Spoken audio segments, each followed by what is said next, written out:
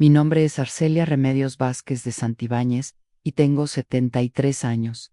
Esta historia cambió mi vida para siempre. Dale me gusta si alguna vez te has sentido invisible en tu propia familia el día de Navidad. Mi nieto me reveló un secreto que cambió todo en mi familia. Pero déjame empezar desde el principio, mija, porque las historias importantes necesitan contarse completas. Vivíamos en Pátzcuaro, Michoacán, en una casa de adobe que había pertenecido a mi suegra durante 40 años. Las paredes gruesas guardaban secretos como el mío, y el patio central se llenaba cada diciembre con el olor a ponche y buñuelos. Yo había criado a 5 hijos en esa casa en Celestino, mi primogénito y orgullo, Delfina, mi única hija, Abundio, el rebelde, Modesto, el callado, y Evaristo, el Benjamín que nunca había dejado de ser mi consentido durante décadas. Fui el centro de esa familia. Cada domingo se reunían en mi mesa, comían mis tamales de dulce, y yo me sentía completa. Pero las cosas cambiaron cuando cumplí 70 años. De repente, las decisiones familiares se tomaban sin consultarme. Celestino, que trabajaba en la presidencia municipal, había asumido el papel de patriarca. Delfina, casada con un próspero comerciante de artesanías, se había vuelto la voz moderna de la familia, y yo, la matriarca que había sostenido a todos durante tantos años, me convertí en una sombra que servía café y asentía en silencio. La primera señal llegó en mayo, durante la fiesta de la Santa Cruz. Tradicionalmente, yo organizaba la celebración en el patio. Había dirigido esa fiesta durante 30 años. Conocía a cada vecino. Sabía exactamente cuántos kilos de masa necesitaba, qué santo colocar en cada esquina. Pero Isano. Delfina llegó con su nuera Esperanza, una muchacha de la capital, que siempre me veía como si fuera un mueble viejo, y anunciaron que ellas se harían cargo. Mamá, ya estás muy mayor para tanto ajetreo, me dijeron con esas sonrisas que duelen más que los gritos. Nosotras podemos manejar todo mejor. ¿Sabes lo que se siente cuando te quitan tu propósito? Es como si te arrancaran las raíces. Me senté en mi mecedora de mimbre, viendo cómo transformaban mi fiesta en algo irreconocible. Pusieron música moderna en lugar de mariachi, sirvieron wine coolers en vez de ponche, y decoraron con globos de plástico en lugar de papel picado hecho a mano. Los vecinos me preguntaban por qué había cambiado todo, y yo solo podía sonreír y mentir a las muchachas. Quisieron innovar. Pero lo que realmente me partió el corazón fue ver a mi nieto Sebastián, el hijo mayor de Celestino, ayudando a Esperanza con una sonrisa que nunca me daba a mí. Sebastián tenía 17 años, entonces alto y delgado como su padre, con esos ojos verdes que había heredado de mi difunto esposo. Siempre había sido mi consentido, el único que venía a visitarme sin que sus padres lo obligaran, el que me ayudaba a subir las plantas al techo durante las heladas en esa noche. Después de que todos se fueron, lloré en la cocina mientras lavaba platos que otras manos habían ensuciado. La casa se sentía extraña, como si ya no me perteneciera. El comal donde había hecho miles de tortillas parecía ajeno. El metate que mi madre me había regalado al casarme se veía empolvado y olvidado. A los meses siguientes fueron peores. En julio, Celestino decidió vender el terreno del fondo sin preguntarme. Era una parcela pequeña donde yo cultivaba mis hierbas medicinales en ruda, hierba buena, epazote, toda la sabiduría de mi madre, concentrada en esa tierra. Necesitamos el dinero para la educación de los nietos, me explicó, como si yo fuera una anciana tonta que no entendía de números. Vendió mi terreno porque aunque la casa estuviera a su nombre, yo había trabajado esa tierra durante décadas para pagar la universidad privada de sus hijos. En agosto, durante mi cumpleaños número 71, me dieron una fiesta. Suena bonito, ¿verdad? Pero fue en un salón de eventos, no en nuestra casa. Sirvieron comida de banquetes, no mis guisos, invitaron a personas que yo apenas conocía, colegas de Celestino y amigas de Delfina. Yo me senté en la mesa principal como una muñeca de aparador, sonriendo para las fotos, mientras por dentro me preguntaba quién era esa mujer que celebraban y qué había pasado con Arcelia, la que conocía cada secreto familiar, la que había curado todas sus fiebres, la que había trabajado 18 horas diarias para sacarlos adelante. Esa noche, Sebastián se acercó después de que cortaran el pastel. Abuela, ¿estás bien? Te ves triste. Era la primera vez en meses que alguien preguntaba por mis sentimientos de verdad. Estoy bien, mijo. Mentí, acariciando su mejilla. Cansada, él me miró con esos ojos que parecían ver demasiado para su edad. Sabes que puedes contarme cualquier cosa, ¿verdad? Asentí, pero no le conté nada. ¿Cómo iba a cargar a un muchacho de 17 años con el peso de mi invisibilidad? Septiembre trajo más cambios. Modesto, mi hijo callado que trabajaba de maestro en la primaria del pueblo, se casó con una mujer de Morelia llamada Soledad. Ella era buena persona, pero tenía ideas muy firmes sobre cómo debían ser las cosas. La primera vez que vino a comer, reorganizó mi cocina para que fuera más eficiente. Movió mis ollas de barro que habían cocinado para 4 generaciones.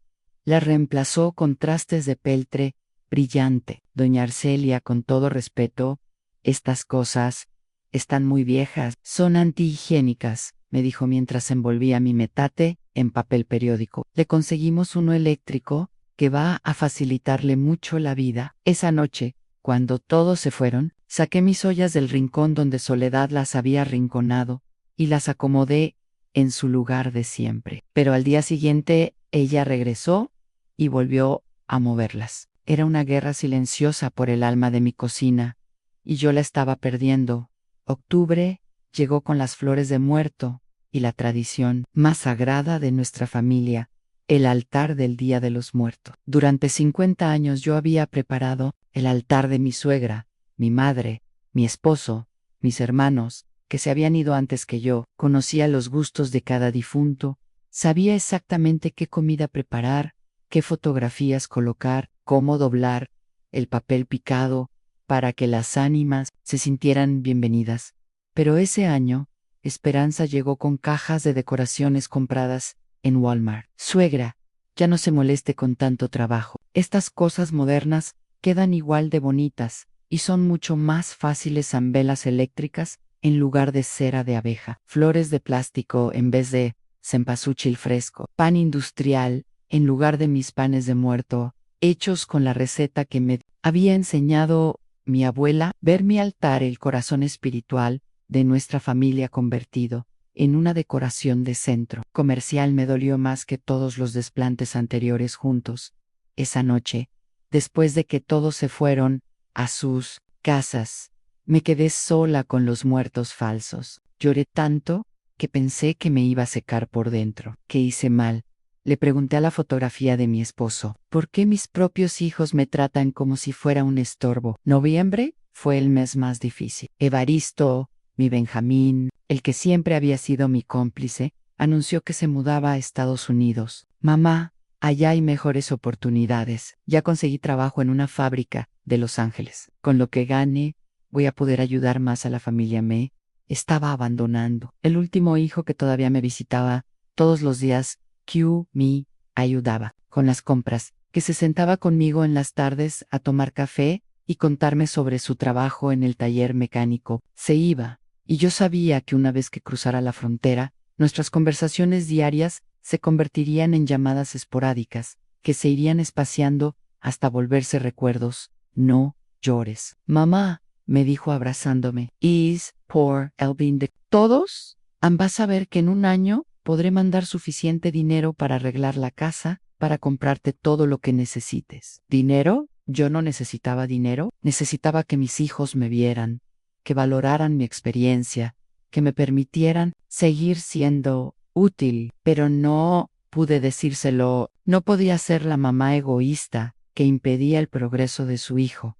En diciembre llegó envuelto en una tristeza que me pesaba como piedra en el pecho. Evaristo se había ido la segunda semana de noviembre, y la casa se sentía más vacía que nunca. Los preparativos navideños estaban en manos de Delfina y Esperanza, quienes habían decidido hacer todo más sencillo y moderno. A nada de ponche casero con tejocotes y guayabas, compraron ponche en polvo. Nada de buñuelos hechos en casa, encargaron postres de la pastelería del centro. Hasta los regalos los compraron ellas, envueltos en papel brillante idéntico, sin el amor y la atención personal que yo ponía en cada obsequio que hacía con mis propias manos, la naca buena, mientras toda la familia se reunía en mi sala que ya no se sentía a mí. Yo me refugié en la cocina. Desde ahí podía escuchar las risas, las conversaciones, la música, pero me sentía como una extraña en mi propia casa, como si estuviera viendo la celebración a través de un vidrio que no podía romper. Fue entonces cuando Sebastián entró a la cocina. Ya tenía 18 años cumplidos, estaba por graduarse de la preparatoria y había crecido tanto que tenía que agacharse para abrazarme en abuela. ¿Qué haces aquí sola? Nada, mijo, solo descanso un poco. Se sentó a mi lado en la mesa de la cocina, esa mesa vieja de madera, donde había amasado miles de tortillas, donde había ayudado a mis hijos con sus tareas, donde había llorado y reído durante tantos años. Abuela, tengo que contarte algo. Su voz sonaba rara, como si cargara un peso que no sabía cómo soltar. Lo miré, preocupada. ¿Qué pasa, Sebastián? ¿Estás bien? Sí, estoy bien, pero no sé si tú lo estés. En mi corazón empezó a latir más rápido. ¿Qué querría decirme? Los he estado escuchando, abuela. A papá, a tía Delfina, a los demás. Piensan que ya no puedes cuidarte sola. Están planeando internarte en un asilo después de Año Nuevo. Las palabras cayeron como piedras en agua quieta, creando ondas que me revolvieron por completo. Un asilón, después de 73 años de vida, de criar 5 hijos, de mantener unida a una familia, de ser el pilar donde todos se apoyaban. Cuando tenían problemas, me querían encerrar en un lugar para ancianos desechables. ¿Estás seguro? Logré susurrar. Los escuché anoche. Papá dice que la casa es muy grande para ti, que te puedes caer y lastimar, que necesitas supervisión médica. Tía Delfina dice que sería lo mejor para todos, que así estarías bien, cuidada, y ellos podrían usar la casa para algo más productivo, como si yo fuera un obstáculo para la productividad de la familia que había creado. Pero hay algo más. Abuela, Sebastián tomó mis manos entre las suyas. He estado ahorrando dinero de mi trabajo de medio tiempo y conseguí una beca para estudiar medicina en Guadalajara. Me voy en febrero. Otro que se iba, mi último aliado, mi único confidente, el asilo y la soledad total. Era más de lo que podía soportar. No llores, abuela, por favor, no llores. Sebastián me abrazó fuerte. Te voy a sacar de aquí. Lope, en cuanto termine la carrera y tenga trabajo, vengo por ti. Pero mientras tanto, necesito que seas fuerte. Necesito que no les demuestres que ya sabes sus planes. ¿Por qué me cuentas esto, mijo? ¿Por qué no dejas que pase lo que tenga que pasar? Porque tú me enseñaste a luchar. Abuela, ¿te acuerdas cuando tenía 8 años y los niños de la escuela se burlaban de mí porque usaba zapatos rotos? Tú me dijiste que la dignidad no estaba en los zapatos, sino en cómo uno caminaba con ellos. Me dijiste que nunca dejara que nadie me hiciera sentir menos de lo que valgo. También recordaba cómo había trabajado horas extra bordando manteles para comprarle zapatos nuevos, cómo había ido a hablar con la directora de la escuela cuando el bullying empeoró, cómo había secado sus lágrimas y le había enseñado a defenderse sin violencia. Pues ahora yo te digo lo mismo, continuó. Tú vales mucho, abuela, más de lo que ellos entienden. Y no voy a permitir que te traten como si fueras un mueble viejo que hay que tirar. Sus palabras encendieron algo en mi interior que había estado apagado durante meses. Una chispa de rebeldía, de dignidad, de amor propio que creía perdido para siempre. ¿Qué propones que hagamos? Primero, que finjas que no sabes nada. Segundo, que uses estos días para prepararte. Y tercero, sonrió con una picardía que me recordó al niño travieso que había sido. Que les demos una sorpresa que nunca van a olvidar. Esa noche, después de que todos se fueron a dormir, me quedé despierta planeando por primera vez en meses mi Sencha viva, con un propósito. No iba a ser la abuela sumisa que se dejara llevar al asilo sin luchar. Sebastián tenía razón. Me habían enseñado a pelear por lo que amaba, y era hora de aplicar mis propias lecciones.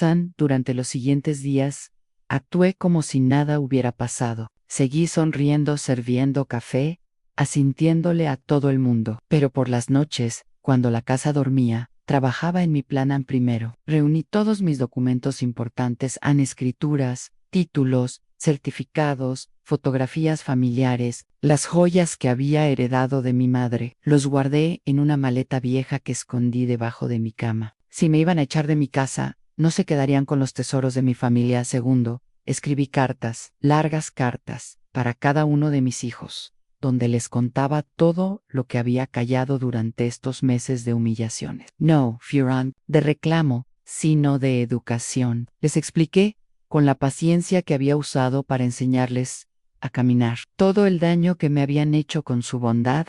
Tercero, contacté a mi prima Florencia, que vivía en San Cristóbal de las Casas, Chiapas. Florencia era 3 años menor que yo, viuda también, y manejaba una pequeña pensión para turistas. Hacía años que me había invitado a visitarla, pero yo siempre había estado muy ocupada cuidando a mi familia. Le escribí una carta larga, contándole mi situación, y su respuesta llegó por telegrama: ven cuando quieras. Aquí tienes casa y trabajo si lo necesitas. Preveo. A los 73 años, la palabra sonaba como música celestial. Alguien que creía que yo todavía podía ser útil. El plan era simple: me iría a Chiapas antes de que ellos pudieran internarme en el asilo. Les dejaría mis cartas y me largaría a empezar una nueva vida. Sebastián tenía razón. La dignidad no estaba en resignarse, sino en Lufer. Pero el destino, como siempre, tenía sus propios planes. El 30 de diciembre, 2 días antes de mi escape planeado, Celestino llegó temprano a la casa. Traía papeles en la mano y una expresión que no había visto desde que era niño, y había roto el jarrón favorito de mi suegra. Mamá, tenemos que hablar. A mi corazón se aceleró. ¿Habían descubierto mis planes? Sebastián había dicho algo. Siéntate, mijo. ¿Te sirvo un café? No, mamá. Siéntate tú, por favor. Su tono era tan serio que obedecí sin protestar. Se sentó frente a mí en la mesa de la cocina y puso los papeles entre nosotros. Mamá, hay algo que debes saber. Algo que cambió todo para mí. Tomó aire profundamente, como si estuviera a punto de saltar de un precipicio. Ayer fui al banco a hacer unos trámites para preparar tu traslado. No pudo decir asilo. El gerente me preguntó si estaba seguro de lo que iba a hacer, porque era mucho dinero. No entendía a qué se refería hasta que me enseñó los registros. Abrí uno de los papeles. Era un estado de cuenta bancario. Mamá, durante todos estos años que papá estuvo enfermo, tú nos dijiste que habían gastado todos sus ahorros en medicinas y doctores. Nos dijiste que habían tenido que vender los terrenos de Uruapan, que habían hipotecado la casa, que prácticamente no quedaba nada a Nasentí. Los últimos 5 años de vida de mi esposo habían sido una lucha constante contra el cáncer, y el tratamiento había costado una fortuna. Pero resulta que si quedaba algo, mamá, quedaba mucho. Mi confusión debió notarse en mi cara, porque Celestino suspiró pesadamente. El gerente me explicó que papá había hecho varios movimientos bancarios antes de morir. Había puesto todas las propiedades a tu nombre, pero además había estado vendiendo terrenos que nosotros no conocíamos. Terrenos en Michoacán, en Jalisco, hasta una casa en Morelia que había heredado de un tío. El mundo empezó a girar más lento. ¿De qué estaba hablando? Mamá, tú eres dueña de propiedades por valor de casi 3 millones de pesos. Teens. En el banco más de $500,000 en efectivo. Las palabras no tenían sentido. Mi esposo y yo habíamos sido gente trabajadora pero humilde. Él había sido carpintero, yo bordadora y costurera. Vivíamos al día cuidando cada centavo. Eso no puede ser, Celestino. Tu padre me habría dicho. En eso pensé yo también, pero el gerente me enseñó todos los documentos. Papá firmó todo 3 días antes de morir y dejó una carta, seco, un sobre amarillento con mi nombre, escrito en la letra temblorosa de mi esposo. Mamá, él sabía que nosotros íbamos a tratar de cuidarte, pero también sabía que podríamos equivocarnos, al que podríamos pensar que sabíamos que era mejor para ti, sin preguntarte. ¿Qué querías tú? Abrí la carta con manos temblorosas. La letra de mi esposo, aunque débil, era inconfundible. Arcelia, si estás leyendo esto, significa que nuestros hijos han descubierto la verdad. Durante años guardé el secreto de las herencias familiares, porque quería que fueras libre para elegir tu propio destino, cuando yo ya no estuviera. No quise que dependieras de la caridad de los hijos, por buena que fuera su intención. Eres una mujer fuerte e independiente, y mereces vivir como tú decidas, no como otros crean conveniente. El dinero y las propiedades son tuyas. Úsalos para ser feliz, para viajar si quieres, para ayudar a quien se te dé la gana, para vivir con dignidad hasta el último día. No dejes que nadie, ni siquiera nuestros hijos, dichira por ti. Con todo mi amor, tu esposo que te adora, Aurelio. Las lágrimas corrían por mi cara como ríos. Mi esposo, incluso, desde la muerte, me había estado protegiendo. Había previsto exactamente lo que había pasado. Hijos bien intencionados que confundían el amor con el control. Al Celestino tenía los ojos rojos.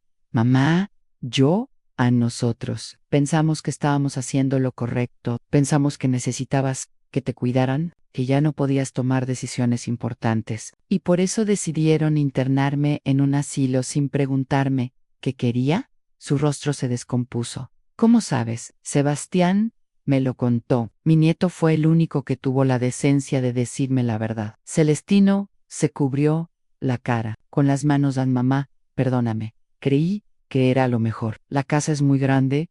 Vive sola, tiene 73 años. Tengo 73 años, no 73 achaques.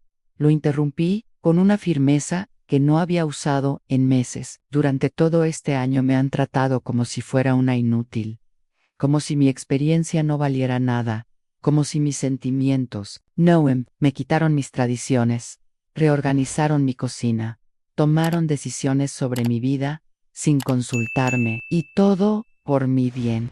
Mamá, no, déjame hablar. Durante 50 años mantuve unida a esta familia. Los crié, los cuidé cuando estaban enfermos, trabajé para darles educación, los consolé cuando tenían problemas, pero en cuanto cumplí 70 me convertí en una. Me levanté de la silla con una energía que había olvidado que tenían. Pues, bien, hijo, tu padre me dio la oportunidad de elegir.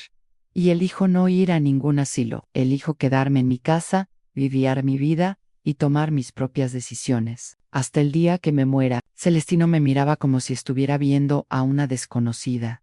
Y en cierto sentido, estaba viendo a la mujer que había sido antes de volverse invisible, la que había luchado contra la pobreza y las enfermedades y las pérdidas, sin rendirse nunca. ¿Qué quieres que hagamos, mamá? Quiero que reúnas a todos tus hermanos aquí mañana. Quiero que vengan Delfina, Modesto, Abundio, hasta Evaristo, si puede conseguir permiso en el trabajo. Tengo cosas que decirles. ¿Y las propiedades? ¿Y el dinero? Sonreí por primera vez en meses. Eso también se los voy a explicar mañana en esa noche. Reescribí mis cartas. Ya no eran cartas de despedida, sino de enseñanza. Sebastián tenía razón, era hora de luchar, pero también era hora de educar en el 3, el 1 de diciembre. El último día del año más difícil de mi vida, mis 5 hijos se reunieron en mi sala. Algunos llegaron preocupados, otros curiosos, todos un poco avergonzados. Sebastián se sentó a mi lado, mi fiel escudero en esta batalla final. Puse las cartas sobre la mesa de centro, junto con los documentos bancarios que Celestino había traído. Oh, hijos míos, empecé con la voz firme que había usado para regañarlos cuando eran pequeños. Este año aprendí algo muy doloroso. Ansé puede vivir en una casa llena de familia y sentirse completamente sola. Delfina bajó la mirada. Modesto se removió incómodo en su silla. Aprendí que el amor mal entendido puede doler más que la indiferencia. Ustedes creyeron que me amaban cuando me quitaron mis responsabilidades, cuando reorganizaron mi vida, cuando decidieron que era demasiado vieja para pensar por mí misma. Abundio, que había llegado desde Morelia para esta reunión, carraspeó. Mamá, nosotros solo queríamos lo que ustedes querían. Lo interrumpí. Era sentirse buenos hijos, sin tomarse la molestia de preguntarme qué necesitaba yo. Era más fácil decidir por mí que escuchar lo que yo tenía que decir. Les conté todo cómo me había sentido. durante la fiesta de la Santa Cruz, cuando vendieron mi terreno, durante mi cumpleaños en el salón, cuando movieron mis ollas, cuando cambiaron mi altar. Les hablé del peso de la invisibilidad, del dolor, de ser tratada como un mueble en mi propia casa. Y cuando todo eso no fue suficiente, continué. Decidieron que era hora de deshacerse del problema. Un asilo donde alguien más se haría cargo de la anciana problemática. Evaristo, que había llegado desde Los Ángeles con los ojos hinchados de llorar, se arrodilló frente a mi silla. Mamá, no sabíamos que te sentías así. Pensamos que te estábamos ayudando. Mijo, la ayuda que no se pide se llama imposición. Y la imposición, aunque venga del amor, sigue siendo una forma de violencia. Les mostré los documentos bancarios. Les expliqué lo que su padre había hecho, cómo había previsto exactamente esta situación. Su papá me conocía mejor que ustedes. Les dije, sabía que soy una mujer fuerte e independiente, capaz de tomar mis propias decisiones. Sabía que el día que ustedes me trataran como a una inválida mental, yo iba a necesitar los recursos para demostrarles que estaban equivocados. Delfina lloraba sin consuelo a mamá. Perdónanos. No quisimos lastimarte. Lo sé, hija, pero el daño está hecho, y ahora tenemos que decidir cómo repararlo. Les expliqué mis nuevas reglas. Iba a seguir viviendo en mi casa, sola, como había decidido. Iba a manejar mis propios asuntos financieros. Iba a continuar con mis tradiciones como yo quisiera hacerlas. Y cualquier decisión importante sobre mi vida sería consultada conmigo antes de ser tomada. Si quieren seguir siendo mis hijos, les dije, tienen que empezar a tratarme como su madre, no como su mascota. También les conté sobre mi plan original de escape, sobre mi prima Florencia en Chiapas, sobre cómo había estado preparándome para irme antes de que ellos me forzaran. Todavía puedo irme, les advertí. Tengo recursos, tengo lugares donde ir, y tengo la dignidad suficiente para empezar de nuevo a los 73 años, si es necesario. Celestino tomó la palabra en nombre de todos. Mamá, queremos que te quedes. Queremos aprender a ser mejores hijos. Queremos que nos enseñes a amarte de la manera que tú necesitas, no de la manera que nosotros creemos conveniente. Fue un proceso. No cambió todo de la noche a la mañana, pero poco a poco, mi familia aprendió a verme de nuevo. Volví a organizar las fiestas familiares. Regresé mis ollas de barro a su lugar de honor. Reconstruí mi altar con cempasúchil fresco y pan casero. Y cuando llegó el siguiente día de los muertos, puse una foto nueva en el altar, la de mí, con una nota de agradecimiento por haberme dado la libertad de elegir. San Sebastián se fue a Guadalajara a estudiar medicina. Pero ahora nuestras conversaciones telefónicas están llenas de planes para el futuro. Me va a especializar en geriatría, dice, para ayudar a otros ancianos a mantener su dignidad y autonomía. Con parte del dinero que mi esposo me dejó. Convertí 2 habitaciones de la casa en una pequeña pensión, como la de mi prima Florencia. Recibo turistas que vienen a conocer Pátzcuaro, les enseño a cocinar platillos tradicionales, les cuento las leyendas del lago. A los 74 años encontré una nueva manera de ser útil. Evaristo regresó de Estados Unidos el año pasado. Dice que el dinero no vale la pena si significa estar lejos de la familia. Ahora vive en Morelia y me visita cada fin de semana. Algunas veces me ayuda con los huéspedes. Otras simplemente nos sentamos en el patio a tomar café como en los viejos tiempos.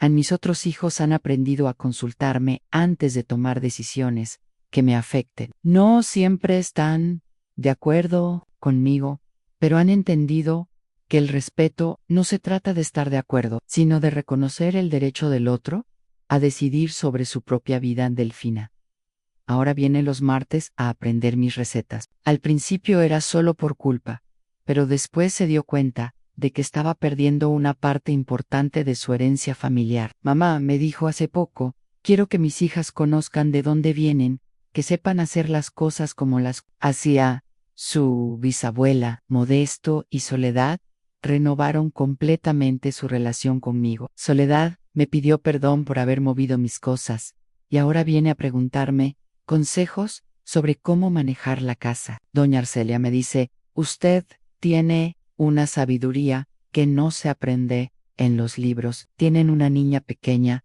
Lupita, que es mi nueva consentida. Le estoy enseñando a hacer tortillas, igual que les enseñé a todos mis hijos San Abundio, que siempre había sido el más distante. Ahora me llama cada semana desde Morelia. Su matrimonio estaba pasando por una crisis, y en lugar de buscar ayuda profesional costosa, vino a hablar conmigo. Mamá, tú y papá estuvieron casados 45 años. Algo debiste aprender. Me convertí en su consejera matrimonial, y me da mucho orgullo decir que él y Cristina lograron salvar su relación, pero lo más importante que aprendí en esta experiencia no fue sobre mis hijos, sino sobre mí misma. Aprendí que la edad no es una discapacidad, que la experiencia es un tesoro, no una carga, que la sabiduría que se gana viviendo 73 años no se puede reemplazar con buenas intenciones y ideas modernas. También aprendí que el amor verdadero no es querer proteger a alguien de toda decisión difícil, sino darle las herramientas para que pueda enfrentar esas decisiones con dignidad. Mi esposo me amó de la manera correcta, me dio independencia, no dependencia en ahora. Cuando veo a otras mujeres de mi edad que están pasando por lo mismo que yo pasé, les digo, mija, tú no eres una carga, tú eres un tesoro. No digits Q. Nadie, ni siquiera tus propios hijos, te convenzan de lo contrario. A veces recibo cartas de huéspedes que se hospedaron en mi pensión. Una señora de Guadalajara me escribió: doña Arcelia, después de conocerla, entendí que mi madre no necesita que la cuidemos como a una niña, sino que la respetemos como a la mujer fuerte que siempre ha sido. Esas cartas me llenan el corazón, más que cualquier regalo material. El año pasado, en mi cumpleaños 75, mis hijos me preguntaron qué quería para celebrar. Quiero una fiesta aquí en casa, les dije, con punch casero, buñuelos hechos por mí, y música de mariachi. Y eso fue exactamente lo que hicimos. Mis nietos me ayudaron a decorar con papel picado. Delfina trajo a sus amigas del grupo de danza folclórica, y Sebastián vino desde Guadalajara con su novia, una muchacha encantadora, que me dice: abuelita, aunque no seamos familia todavía durante la fiesta. Celestino tomó el micrófono del mariachi y dijo: quiero pedirle perdón a mi madre, públicamente, por haber olvidado que ella nos enseñó a caminar antes de que nosotros le enseñáramos a ella cómo vivir. Fue un momento hermoso, pero también doloroso, porque me hizo pensar en todas las abuelas que no tuvieron la suerte que yo tuve, las que no tenían un esposo previsor que les dejara recursos, las que no tenían un nieto valiente que les contara la verdad, las que terminaron en asilos sin haber tenido la oportunidad de luchar por su dignidad. Por eso, decidí usar parte de mi dinero para crear un pequeño fondo en el pueblo. Se llama Fondo Aurelio Santibáñez para la Dignidad de los Adultos Mayores. En honor a mi esposo, ayudamos a ancianos que están pasando por situaciones similares a la mía. No les damos caridad, les damos opciones. A dona Carmen, cuya familia quería vender su casa para pagar las deudas del hijo, le prestamos dinero para que el hijo resolviera sus problemas sin que ella perdiera su hogar. A don Patricio, cuyos nietos lo tenían arrinconado en un cuarto, mientras ellos vivían en el resto de la casa, le ayudamos a encontrar un abogado que defendiera sus derechos de propiedad. No se trata de enfrentar a las familias, sino de educarlas, de enseñarles que el amor y el respeto no son la misma cosa, aunque deberían ir juntos.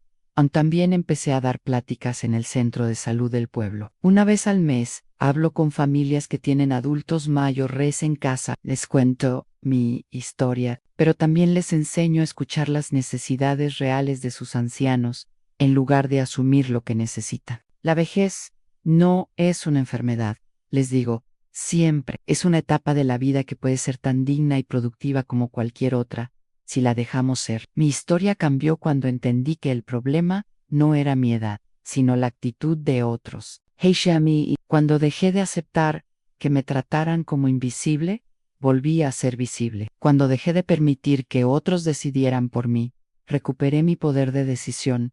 Ahora tengo 76 años. Manejo mi negocio, administro mis propiedades, tomo mis decisiones financieras y planeo mi futuro. El mes que viene voy a viajar a San Cristóbal de las Casas a visitar a mi prima Florencia. Va a ser mi primer viaje de placer en décadas San Sebastián. Se gradúa de médico el próximo año. Quiere hacer su servicio social aquí en Pátzcuaro, trabajando con adultos mayores. Abuela, me dice, quiero aprender de ti cómo envejecer con dignidad para poder enseñárselo a mis pacientes. Algunos días me duelen las rodillas, algunas mañanas me levanto más lenta, uso lentes para leer y a veces olvido dónde puse las llaves, pero esas son las molestias naturales de la edad, no razones para que otros tomen control de mi vida. A la diferencia entre ser vieja y ser tratada como vieja es enorme. Ser vieja es una bendición.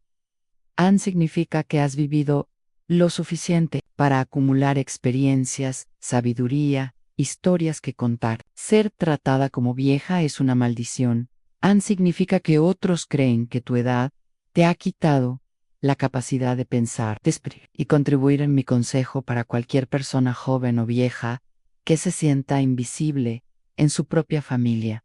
Es no aceptes la invisibilidad, no permitas que otros definan tu valor basándose en su conveniencia. Lucha por tu dignidad como lucharías por la vida, porque en muchos sentidos son la misma cosa, y para los hijos que tienen padres mayores, amen a sus padres, preguntándoles qué necesitan, no diciéndoles lo que ustedes creen que necesitan. El mejor cuidado que pueden darle a un anciano es el respeto a su autonomía.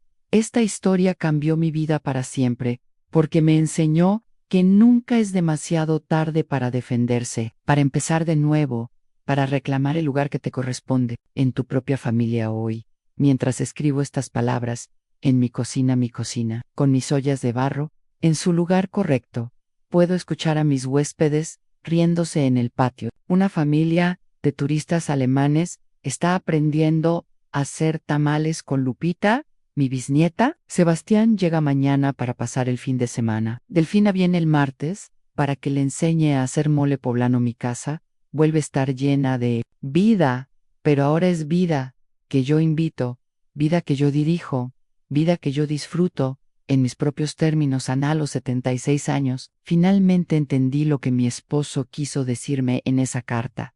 La libertad no es algo que otros te dan, es algo que tú tomas. La dignidad no es algo que otros te otorgan, es algo que tú defiendes. Y el amor verdadero no es control disfrazado de protección, sino respeto expresado a través del cuidado. Si alguna vez te sientes invisible en tu propia familia, recuerda mi historia, recuerda que tienes valor, que tu experiencia importa, que tus decisiones son tuyas para tomar. No importa cuántos años tengas, mientras tengas vida, tienes derecho a vivirla con dignidad, y si tienes padres mayores, por favor, no cometas los errores que cometieron mis hijos. Pregúntales qué quieren antes de decidir lo que necesitan. Escúchalos como si sus opiniones importaran, porque importan. Ámalos de la manera que ellos necesitan ser amados, no de la manera que a ti te resulte más cómoda. Esta es mi historia, la historia de una mujer que estuvo a punto de perderse y que encontró la fuerza para recuperarse. La historia de una familia que casi se destruye por amor mal entendido y que aprendió a amarse de la manera correcta. Si mi historia te ayuda a ti o a alguien que conoces, entonces habrá valido la pena contarla.